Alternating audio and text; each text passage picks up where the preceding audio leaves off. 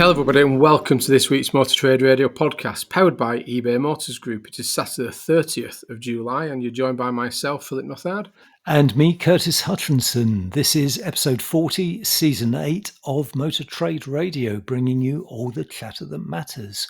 Once again, we've gathered together this week's big car retailing stories across the franchised and independent sectors for you to enjoy all in one place, on demand, on your podcast feed. Well, we have got a busy show this week because we've got a couple of shout outs as well. So you'll be listening to a clip shortly as we caught up with Jeremy Yea at CAP HPI this week for a chat about July's trade values, how the different segments have been performing, example, SUV, what's happening in the SUV sector, and actually how unseasonal the convertible and coupe cab market is at the minute, and thoughts on the coming weeks. Available as a standalone podcast on your podcast feed still, and we'll share an extract of that interview shortly this morning with you. Yeah, that was a good interview, and I'm glad you picked up on convertibles because he really did have some interesting things to say about demand for convertibles at the moment, because usually it's fairly quiet this time of the year, isn't it? Because the convertibles have been sold already earlier in the year for the summer months. Yeah, you normally get that peak very early on in the first quarter. It starts to then slow down, and the opposite for SUV as people start to buy SUVs ready for the winter months. But as you'll hear on the interview, very much different this time around. Yeah, and last week's interview with ICDP's Steve Young is still available, and that's definitely worth checking out because he had a lot to say, and we were quizzing him on agency, specifically his views on how agency will impact used car sales, which is a topic that's starting to be talked about more and more now. And also, we quizzed him on his take on BMW charging rental fees for heated seats, which caused some amusement, didn't it, Phil? It did, yeah, and we will need to get Steve back on because anybody that's been around this sort of last 7 to 10 days that the CMA, the Competition and Markets Authority, have released their guidance for vertical agreement block exemption order, and I'm apologising for this in advance, Curtis. That is another acronym. It's the VABEO. That's a catchy one, it's Phil. It's a catchy one, that one, isn't it? I like my acronyms, Curtis. But, that is around block exemption and the situation with the onset of agency model. And you'll be interested to know it's not all easy swimming for those guys around agency in the UK around block exemption. But we will view that another day with Steve Young, I suspect. Yeah, if anyone can make sense of that acronym, it'll be Steve Young. So, Steve, if you're listening, come back. And I think it's about 147 pages, so hopefully he's read it as well. Yeah, we'll quiz him on it. Yes. Now, also this show, we're rejoined by Steve Whitten for his regular Men-Able Moments. So that'll be after our midway break. And also, if you'd like to get in touch with us, come on the show or send us a press release, then you can email us at motortraderadio@yahoo.com. You can also join the Motor Trade Radio LinkedIn and Facebook groups or follow us on Twitter. Yeah, and Molly's now with us as well. So she is, to the show, Molly. Big hello from Molly there in the background. We've missed her. So what's on the headlines this week? Because we have got quite a few headlines this week, as well as the snippet from Jeremy Yea and the Men-Able update. We have indeed. So headlines this week from AM Car Dealer, Motor Trader and Auto Retail Agenda. Cox Automotive downgrades forecasts after recognising reality of car market. The new car market supply shortages expected to continue well into 2023, says Zeus Capital. The importance of customer service closes gap with online car buying inquiries, finds Judge Service. Snows to go all makes with online contract hire site. We'll look at the Q1 revenues from Motorpoint, and they've also announced a new site, so we'll reveal where that is. And we'll finish off with Motorvogue, who's opening the first UK Stellantis Group premium showroom. Yeah, so a lot to get through, Curtis, haven't we? But first of all, we'll with no further, we'll go on to an extract from the interview earlier on this week from Cap HPI's Jeremy Yea. And as I said earlier, he's given us a lowdown on July's main use value trends and a bit of a sort of an outlook on what to expect for the coming weeks and months. With August editorial now looking at July, that will be published Wednesday the 27th if you're listening on demand, or published this morning if you are listening to us live this morning, then can you bring us up to date with the headlines at the 3-year 60 figure that July finished on, and your overview of what how this fits in terms of the year to date so far? Yeah, sure. So our headline move for July into August booked for August publication monthly. The 3-year 60 point across all sectors is down 0.2%, which is in monetary terms, it's just a tenner, so fairly negligible, I would say, overall. It's actually the second smallest movement of the year. January to February was a flat book, so it is our second smallest move of the year. And it's actually our lowest July into August move since we introduced Cap Live back in 2012. The average move taken out the COVID years is actually down 1.1. So as you can see, this is a very strong month considering the average moves in previous years. We feel it's just a very stable market at the minute. There's a little bit of variation, I think, if you go younger or older, away from the 3-year-old point. The 1 year is actually just slightly increased at 0.1.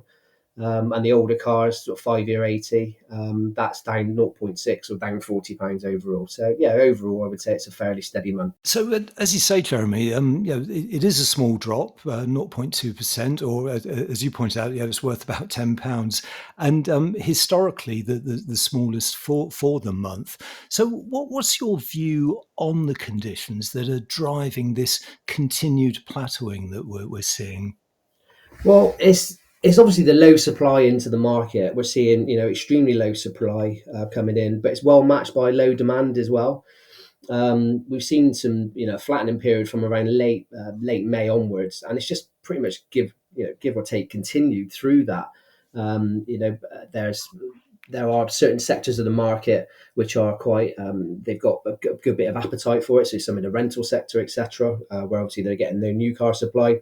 You've also got some engagement for some franchise dealers, and it's quite mixed, I guess, in some of the sort of within the car supermarket. Some of them are still quite hungry for stock and still selling quite well, but overall, I would just say it just feels like just a very stable market overall. And I mean, thinking about obviously with that, and we obviously Darren's been on a couple of times now over the previous months, and we talk about that sort of plateauing and stable market. But we always know that behind this sort of headline figure, there's a lot of movements in there by sector, by age, by mileage, profiles, etc., etc. But can you take us through some of the trends that you're seeing in the fuel type? Because particularly, everyone's now looking at what's happening at the pumps with petrol and diesel, what's happening in the world of EV and hybrid. What's happening by fuel type now this month?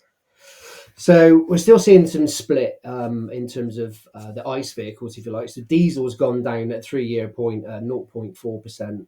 Petrol's gone down 0.1. That's a continuation for the last few months with certainly diesel and petrol, where they've been splitting away. I think the interesting point at the minute, or the things that we've picked up on, is the AFEs. There's been a real increased activity and performance and value rising within the AFEs. So we've seen electric go up this month 0.7, hybrid HEV, so normal self-charging hybrids, they're up 0.9, and plug-in hybrids also up 0.9. So there seems to be some real desire from the retail consumer based on the fuel costs and potentially cheaper running costs within the newer technologies. So consumer inquiries are up, dealers are buying them, and there seems to be some hot competition in the market for them. So that's led to the increase in the higher values of that side of the market. It's just the diesel seems to be just dropping ever so slightly. It's dropped, let's say, down 0.4, down £40 overall. So not a massive drop. Petrol's only down 0.1, as I said, and that's actually only £4. So it's negligible for some of the ICE vehicles, but again, it's just the AFEs which seem to be just performing that much better. Well, so some great comments from Jeremy there, and he's standing in for Darren Martin, who's on holiday this week. And yeah, it was great to have Jeremy back on the show, and also to hear his take on July and how it's panning out. The full interview is actually in your podcast feed. Definitely worth checking out, because he does go into a lot of detail about the various sectors, and also how the coming weeks are likely to pan out. So the full analysis of July's used retail and wholesale trends are actually available on the CAP HPI website as well. So that's at cap-hpi.com. Yeah, so as I say, we'll get into the headlines there now, and there's a lot going on at the minute, and the first headline is over to AM Online, and that's from myself. I can't say another way. Yeah, it is. So, and that's the headline, as Curtis said earlier. Cox Automotive downgrades forecast after recognising reality of the car market. Now, this is part of the quarterly Auto Focus report that we publish.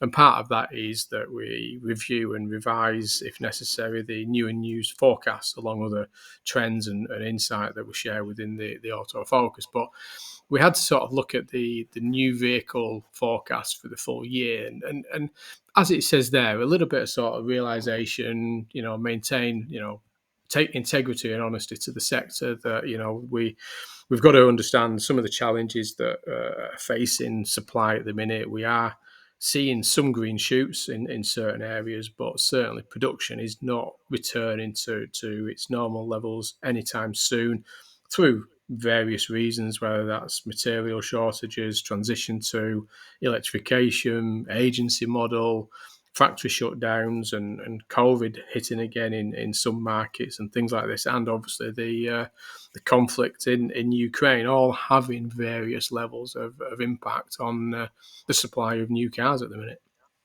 Yeah, and the headline figure is 1.62 million registrations by the close of the year, and that's kind of the best case scenario, isn't it, Phil?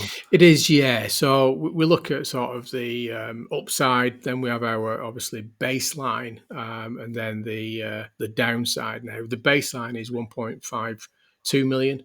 And that's an 8% reduction on our last forecast. But that would result in a 7.8% drop compared to the full year 2021.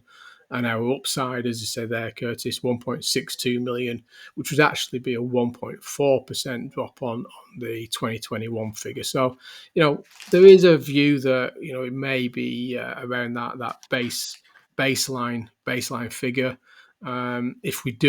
If it doesn't get any better and we actually do see a worsening, then the baseline figure, the downside figure, sorry, is 1.43 million, which would result in a 12.9% drop compared to the full year 2021. But there are still challenges out there in supply at the minute, and I think the next story with Zeus Capital sort of highlights some of the challenges against some of the recovery that's taking place in the production market. Yeah, and interesting to just add to that, Phil, that the SMMT's most recent forecast dates back to April. So that's actually a long time in automotive. And they were forecasting 1.72 million this year, but their next forecast is actually due next week. So hopefully we can pick up on that in next week's podcast and see how they've taken their sort of latest forecast, what they think the market's going to do now. Yeah. And I mean, for those listening, September for the new vehicle market is a key point now. At the end of the third quarter, their second biggest month of the year in terms of registrations, and if we can get order bank in and get volume going into September, then we could recover. But then you're going into the fourth quarter, and even if you see some percentage alignment in the fourth quarter, the actual monthly volumes are very low compared to those big months of March and September. So September is the key point now at the end of the third quarter that will define the year, I suspect, in many ways. Yeah, and purely anecdotally, I have heard from a couple of dealers that order banks for September are actually looking reasonable. So we'll see how they play out as we go into September, but obviously a little way off yet. Yeah, exactly. So heading over to car dealer now, and the story we're just referring to there is coming from Zeus Capital, our friend of the show, Mike Allen, who recently published an UK automotive review of the sector, and the header is new car supply shortage expect to continue well into 2023. So this is where Zeus Capital have taken a bit of a temperature check of the retail automotive sector and sort of trying to look at where they are in terms of used vehicle values and residual values, the consumer confidence around the sector at the minute, and some of those cost pressures that are creeping into the dealers in many ways as well.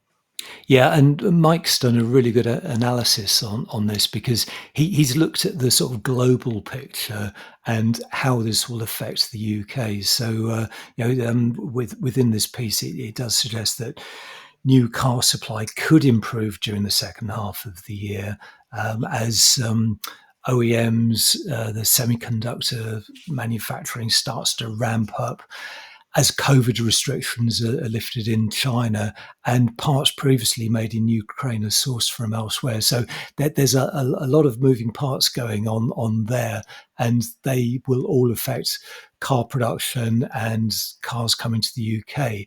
But it goes on to say that even if supply issues for components were resolved overnight, the lost output will take a significant time to recover. And Mike does some interesting analysis here because he's saying the aggregate 2022 global car sales consensus forecast from the big brands, the Toyotas, VW groups, General Motors, Renaults, BMWs of the world, they say that this has dropped from 46 million units in October 2021 to around 40 million units. So it's just showing where that shortfall of sort of lost production is starting to amass. Yeah, no, he's right with that. I think that's the key with that, and the conversations I've been having recently in terms of that production. Even if we start to see a marginal production recovery, it's going to be a long time before we get back up to the 90 million plus in terms of production, if at all we do get to that level again. And all the time we're adding to the deficit of that shortage of product and the impact that has on the used cars. And as Mike points out there, he points out that he expects OEMs to continue to prioritise high margin models and sales channels, i.e. putting the product into retail instead of that fleet, lease and rental sector, which should support the dealer gross margins on new cars. But obviously it's having a converse effect on that fleet leasing and rental sector. The product's not going into that market, and consequently there's no used vehicle coming out of that market either. So, it's having an adverse effect on everything at the minute. Yeah, and I did notice that Mike Allen posted something on LinkedIn during the week. It was his sort of overview of the temperature check. So if you are linked in with Mike, do check that out. And if you're not linked in with him, then approach him because he does post some interesting views and stats on what's happening in the industry. I wonder where I get terminology temperature check from. I'll have to ask him when I speak to him, Mike. That's for conversation of the day, Mike. I know you'll be listening to us running this morning on your bike. So moving on to AM Online now, and again a release from a friend of the show, and this is headline: Importance of Customer Service Closes Gap with Online Car Buying Enquiries. Now, that's a report that's come out from our friend Neil Adley at Judge Services. So we've got some stats on this as well, haven't we, Curtis? That it didn't get published in the press release, but there is a nice infographic that sort of shows some of the results here. There is, yeah, which in fact, I'll share that over the course of the weekend. So I'll post that on LinkedIn and Twitter. But I mean, I worked with Neil on this release, and it really is an interesting piece of research, because what they've done is they've compared Q2, the current Q2, with Q2 2019 pre-COVID, and then Q2s in 2020 and 2021, where we had the impact of lockdowns and COVID, just to see what's actually happening in the sector in terms of customer inquiries. And Neil has looked at the data, and he's finding that those inquiries in Q2 this year are starting to revert back to pre-pandemic levels of normality. So the research identifies how finding a car on a website is the most popular source of inquiry for almost a third of car buyers. And this is actually similar to those pre-pandemic levels of 30% back in Q2 2019, having leapt to this high of 42% during Q2 2020, when, of course, showrooms were closed. And this is kind of replicated across other forms of inquiries, as you've alluded to through the charts that we were talking about. Yeah, it's fascinating because in that sort of second position there, which is good past experience, I mean, it drops. It's just sort of 18.8% in the second quarter of 2019. Obviously, through the pandemic and early days of the pandemic, we shouldn't act as if it's past tense of too early. But that drops right down to 15.65, recovers to 19.01 in the second quarter of 2021. But actually, you look at the 2022 figures, and it shoots right up to 23.53%. So, in terms of the sort of second quarter of this year, that good past experience is really driving that consumer inquiry level into the dealer network. Yeah, definitely. And when asked about visiting the dealer's website, this came as the third source of business inquiries into dealers. So for the most recent quarter, so Q2 this year, it was 23%. Rewind to 2019 Q2, and it was 24%. So pretty level there. But this chart does show a peak in 2020 Q2, when, of course, we were in lockdown, and it went up to just over 29%.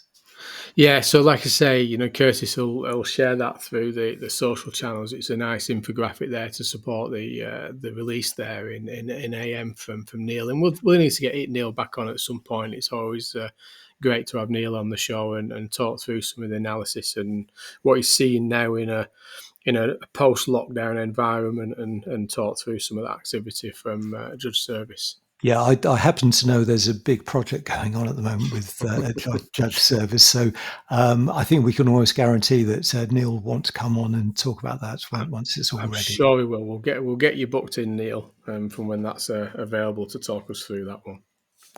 You're listening to All the Chatter That Matters on Motor Trade Radio, powered by eBay Motors Group. This is your weekly one-stop shop for all the biggest car retailing headlines from across the media, available on demand wherever you are on your podcast feed.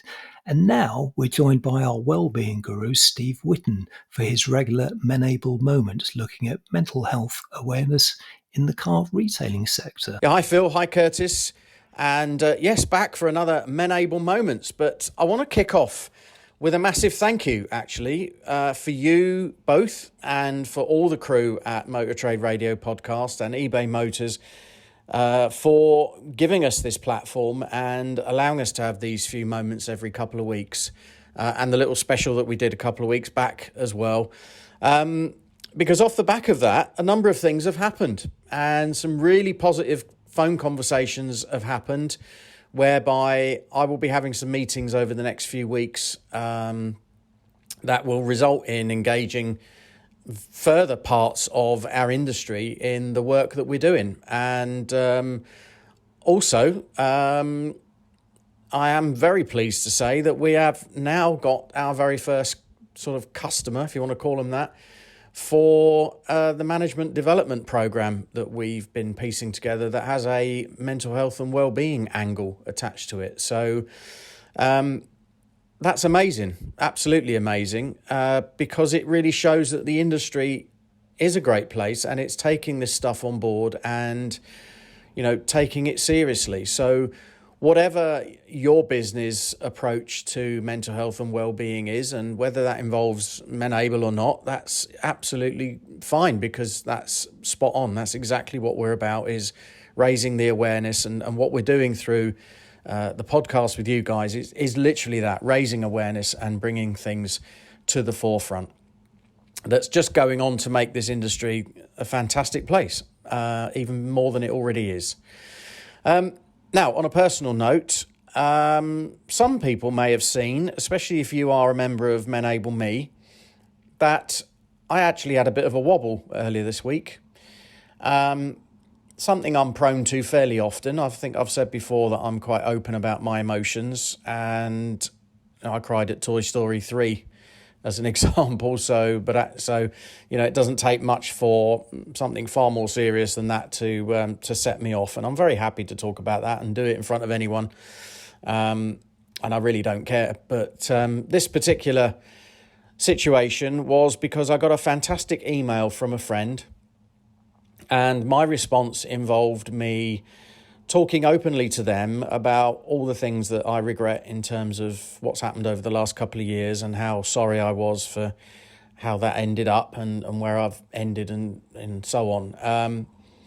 Now, that all sounds a bit down, because obviously it triggered my emotions and made me sob like a baby, if I'm honest. And I made a little video about it, and I put it on MenAble Me, and not for any other reason than to just show that we are all susceptible to this stuff. If you have challenges and issues and things going on, they're never very far from the surface, and it doesn't take much for that to be triggered and for you to have a little bit of a wobble or a bit of a meltdown. And it's okay. It's fine. Now, I've learned that I've now found a place where I'm happy for that to happen, and I give it space and I allow those emotions to wash through me and take a few minutes out and just go with it. But I wasn't in that place a couple of years ago, and those moments would come to me 2 or 3 times a day, and they'd be devastating at the time. So I totally get it, and I know and I understand, and that's because I've now, as a result, developed an intense level of empathy. Now, the good thing is that through MenAble Me, I was able to put that video on just as a way of saying, look, me too. You know, just because I bounce around all over LinkedIn and I'm mostly happy and positive doesn't mean I'm not immune for those little bursts of emotions from time to time. And so I shared the video, and I got a lot of very private and very touching messages back as a result, including, and I'm going to say, massive shout out to Anthony Grisenthwaite, who is our very newest and latest ambassador, who saw the video and within hours dropped me a line and said, I'm here. If you want to have a chat, let's get on a call, and I'm here to support you. Now, he doesn't even know me, really. He does now, because we had that call. But for somebody to do that just really emphasizes to me that there is amazing empathy in this industry, some awesome people. I'm going to say something controversial now, which is that I believe every single one of us is qualified to talk about mental health. You might not be qualified to fix it or to solutionize or to offer up recommendations, but you are qualified to listen, to empathize, and to understand. And that's exactly what people like Anthony are doing, and I know that that happens as well when other bits and pieces get shared. So that's what we're trying to promote through these MenAble moments. And with that in mind, I just want to emphasize that we have another of our Let's Talk, or Time to Talk, I should say, Tuesdays live. and it's through the Menable Me app. So if you haven't joined that yet, please join us. The Motor Trade Radio podcast fans plan is still open, so you can join that. And then on Tuesday night at 7:30 on the 2nd of August, we will be doing our very next Time to Talk Tuesday live. And that is going to be hosted by Emma Grant, who is actually a sales administrator in a dealership, one of our Platinum members. So again, another magnificent step forward for us that really boosts the fact that other people are now stepping forward and picking up the mantle. So hope to see you there. Phil, you know all about that stuff because you must have seen the video and you'll probably be aware of the event coming up on Tuesday as well. So I'll leave that with you and we will catch up again next time. Thanks again. See you soon. Bye.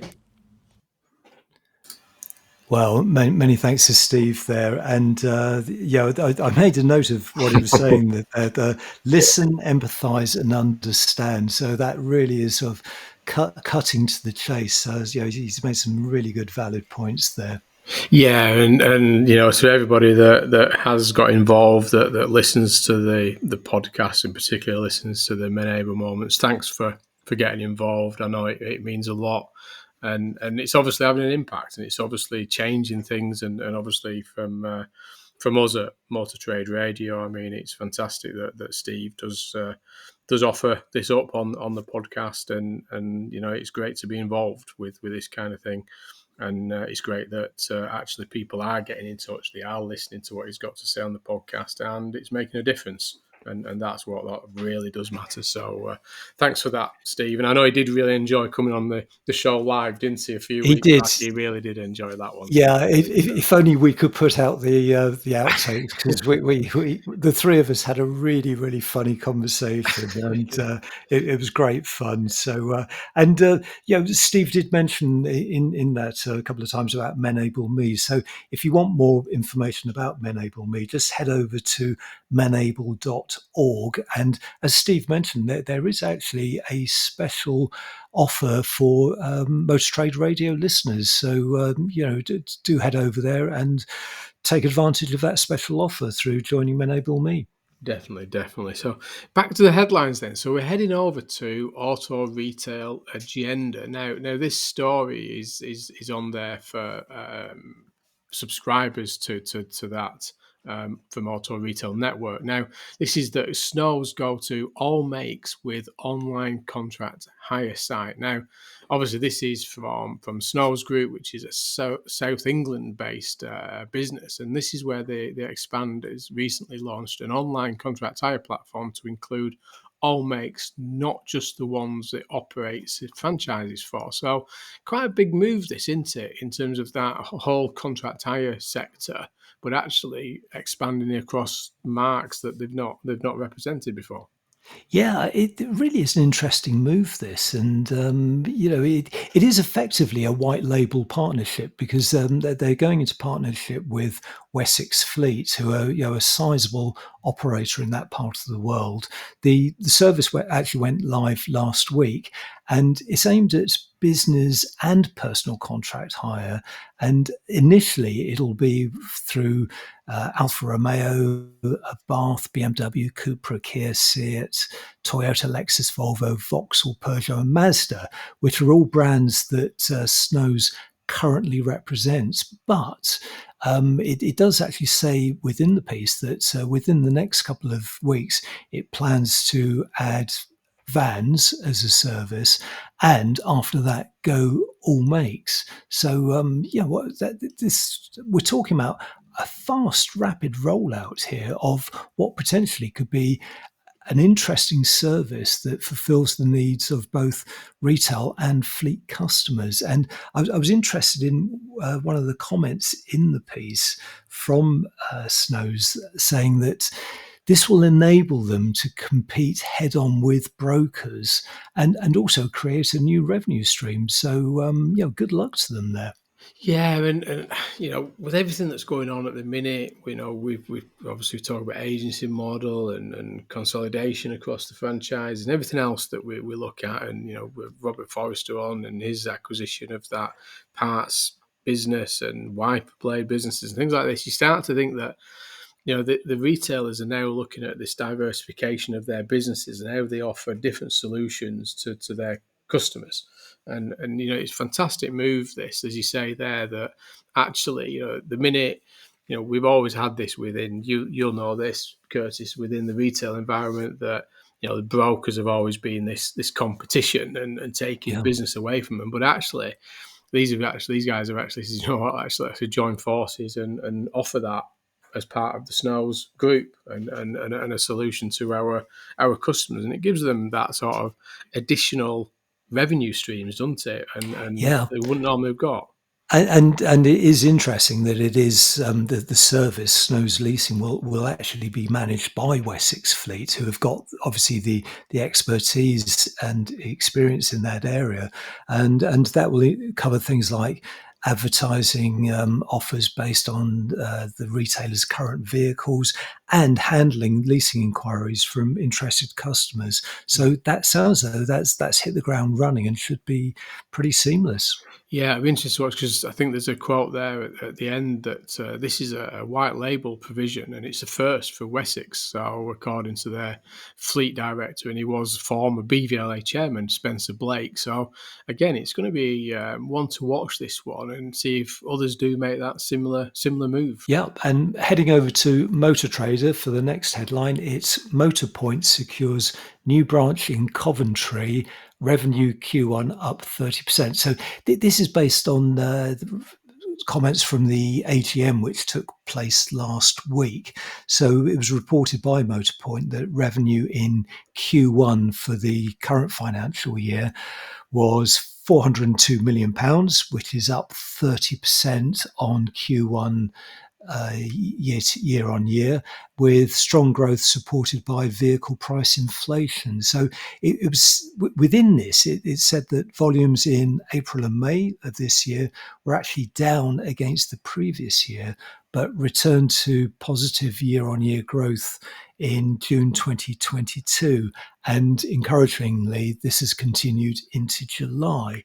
But also as part of the AGM, Motorpoint announced that it's opening a new branch in Coventry. So I think it's still early days, but they plan to open it later in 2022.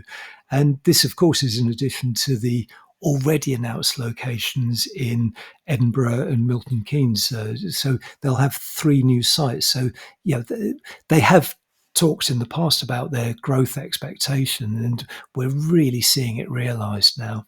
Yeah, I mean they are in the headlines quite a bit recently at the Motorpoint, with a lot of work that they're doing there, and you say with that expansion and a lot of diversification that they're doing in the business as well, in terms of stocking profiles. And I think I saw something this week as well that kind of said that some work that Auto Trader had done about pricing and potential lost revenue, and I think Motorpoint were cited that, and guess the figure, I think it was 90 odd percent were either in line with the market or below the market in terms of retail pricing. So they're obviously paying a lot of attention to that pricing point structure that they've got within the business, and it's working for them by the looks of it in terms of those performance figures from the AGM. So yeah, lots going on at Motorpoint, and well done to those guys. Yeah, definitely. And it's worth adding that at the moment, currently, Motorpoint operates 18 sites. So obviously the addition of Coventry will take it up to